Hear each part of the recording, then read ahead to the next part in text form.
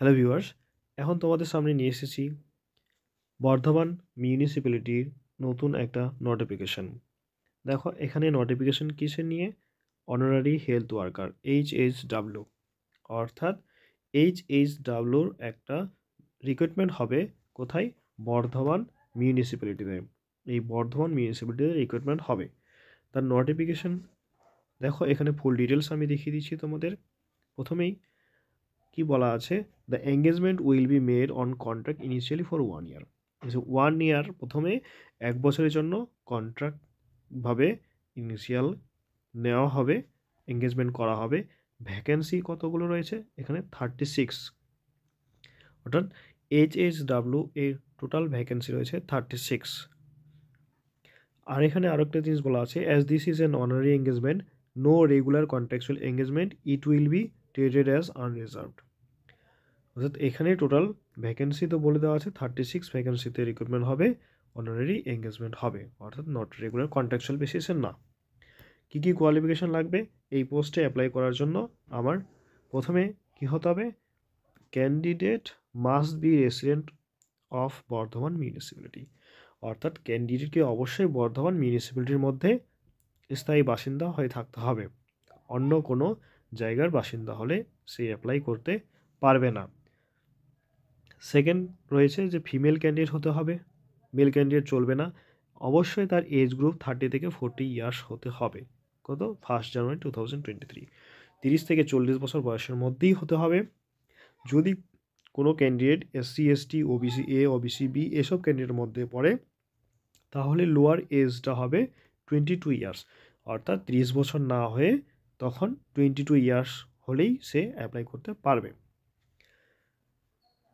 আরও একটা main condition বলা আছে, দেখো, শুড বি ম্যারিড হতে হবে, অর্থাৎ ডাইভোর্স হতে হবে, অর্থাৎ উইডো হতে হবে।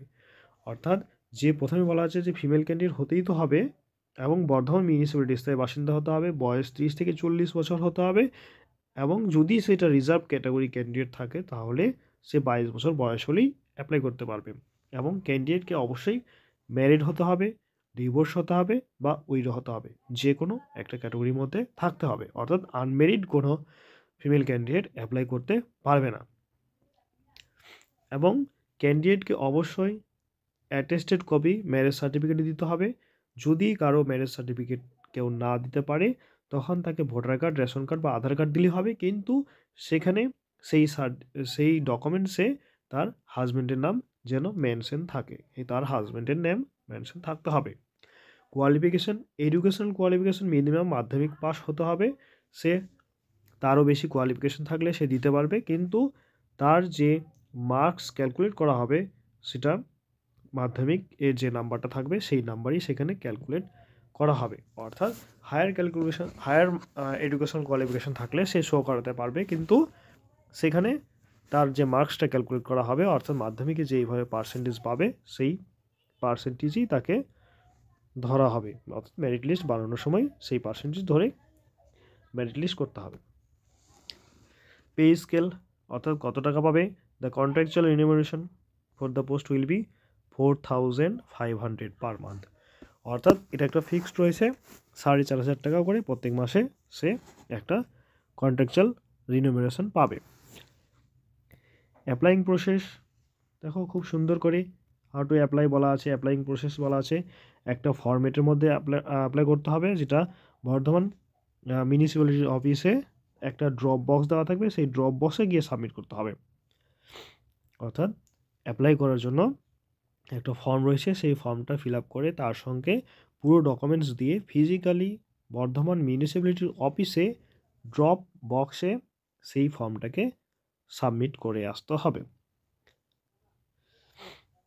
যদি কোনো ইনকমপ্লিট অ্যাপ্লিকেশন থাকে তাহলে সেটাকে তার কিংবা উইদাউট এলিজিবল ক্রাইটেরিয়া স্যাটিসফাই করে তাহলে তাকে ধরা হবে না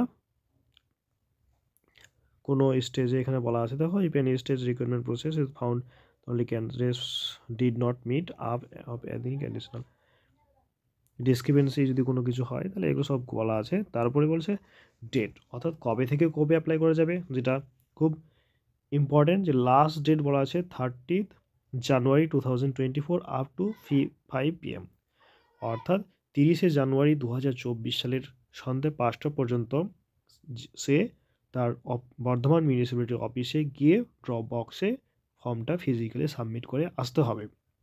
আরও যদি কোনো ইনফরমেশন জানার দরকার থাকে তাহলে বর্ধমান municipality.gov.in এই ওয়েবসাইটে সেটা পেয়ে যাবে।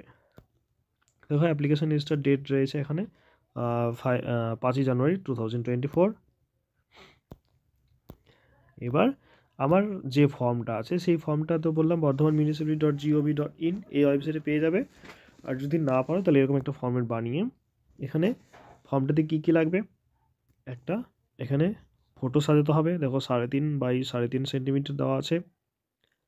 Put your signature across the photograph, দেখে নিবে কী কী রয়েছে, ফটোগ্রাফের সিগনেচার অ্যাক্রসভাবে করতে হবে। ফর্মে দেখো application for the post of honorary health worker HSWর জন্য প্রথমে ফার্স্ট নেম, মিডিল নেম বা সার নেম বা লাস্ট নেম দিতে হবে, ফাদার্স বা হাজব্যান্ডের নাম দিতে হবে। অবশ্যই সেগুলো ক্যাপিটাল লেটারে লিখতে হবে। ডেট অফ বার্থ কবে, 1/1/2023 কত বছর বয়স হলো, কত মাস হলো সেটা লিখতে হবে। ম্যারিটাল স্ট্যাটাস কী কী রয়েছে, ম্যারিড, ডিভোর্স না উইডো, যে কোনো একটা। ন্যাশনালিটি তো ইন্ডিয়ান। পার্মানেন্ট অ্যাড্রেস লিখতে হবে, village, post, municipality, district, state, pin, এগুলো সব বর্ধমানের মধ্যেই হবে। আর কি দেখো এখানে কারেসপন্ডেন্স অ্যাড্রেস যদি কারো আলাদা থাকে আলাদা লিখবেন, নাহলে ডু লিখে হয়ে যাবে। কন্ট্যাক্ট ডিটেলস এখানে মোবাইল নাম্বার, রেসিডেন্সের মোবাইল নাম্বার, ইমেল আইডি। এবার অ্যাকাডেমিক কোয়ালিফিকেশন কি, বোর্ড, ডিগ্রি বা diploma, year of passing, duration কত বছরের course, percentage of marks obtained. অর্থাৎ মাধ্যমিক হলে স্কুলের নাম, MP, ইয়ার অফ পাসিং কত সালে পাস, ডিউরেশন কত দিনের ছিল, পার্সেন্টেজ অফ মার্কস, HS এরকম করে লিখতে হবে। অ্যাডিশনাল কোয়ালিফিকেশন যদি আরও কোনো কিছু থাকে তাহলে সেগুলো এখানে দেওয়া যাবে। এক্সট্রা কারিকুলাম অ্যাক্টিভিটি যদি কোনো কিছু থাকে সেটাও লেখা যাবে। ল্যাঙ্গুয়েজ নোন, কী কী ল্যাঙ্গুয়েজ জানে, ধরুন বেঙ্গলি তাহলে রাইটিং, রিডিং, স্পিকিং। যদি কেউ ইংলিশ লিখে English writing, reading, speaking, Hindi reading, writing, speaking, যেই ল্যাঙ্গুয়েজ যতগুলো ল্যাঙ্গুয়েজ জানে সেই লিখতে পারবে এখানে। আর বললাম ফর্মে তো মাধ্যমিক কোয়ালিফিকেশান লাগবে মিনিমাম, কিন্তু এবার ডকুমেন্টসগুলো সে কী কী দিয়েছে কী দেয়নি সেখানে দেখে নিতে হবে। কি, প্রুফ অফ এজ, মাধ্যমিকের অ্যাডমিট কার্ড যদি দেয় ইয়েস অথবা ওয়াই কিংবা এন লিখতে হবে। এখানে যদি দিয়ে থাকে তো ওয়াই। নাম্বার, এবার বলছে number of documents enclosed photocopies, অর্থাৎ কত কপি ফটোকপি সে দিয়েছে সে লিখতে হবে। অ্যাকাডেমিক কোয়ালিফিকেশন, অর্থাৎ মাধ্যমিক যদি দেয় তাহলে মাধ্যমিকের মার্কশিট সার্টিফিকেট দিয়ে দিবে, ইয়েস এখানে Y yes. Proof of residence, Aadhaar card, voter card, ration card যে কোনো একটা দিতে হবে। কাস্ট সার্টিফিকেট, অর্থাৎ SC ST OBC যদি হয় তাহলে সেখানে দিতে হবে। আদার্স, এখানে আরেকটি কি, ম্যারেজ সার্টিফিকেট, যদি ক্যান্ডিডেট ম্যারেজ থাকে ম্যারেজ সার্টিফিকেট দিবে। এবং যদি ম্যারেজ সার্টিফিকেটে, অর্থাৎ যদি Aadhaar card, voter card, ration কার্ডে হাজব্যান্ডের নাম না থাকে তখন ম্যারেজ সার্টিফিকেট শো করাতে হবে। কিংবা যদি Aadhaar card, voter card, ration card এগুলোতে যদি হাজব্যান্ডের নাম থাকে তাহলে আর আলাদা করে না দিলেও হবে। এখানে উইডো ক্যান্ডিডেট থাকলে তার হাজব্যান্ডের ডেথ সার্টিফিকেট লাগবে। যদি ডিভোর্স ক্যান্ডিডেট হয় তাহলে কোর্ট অর্ডার কপি লাগবে। শেষে এখানে একটা সিগনেচার করে দেবে ভালো মতো করে, ডেট, প্লেস, ব্যাস এসব। তার সঙ্গে ডকুমেন্টস তো বললাম এখানে কী কী ডকুমেন্টস লাগবে লিস্ট করে দেওয়া আছে। এই লিস্টে সমস্ত ডকুমেন্টসগুলো দিয়ে ফর্মটাকে সাবমিট করে দিতে হবে কোথায়, বর্ধমান মিউনিসিপ্যালিটি অফিসে। Thank you for watching. আরও এরকম সমস্ত আপডেট পেতে গেলে আমার এই চ্যানেলটাকে সাবস্ক্রাইব করে রাখবে। Thank you for watching.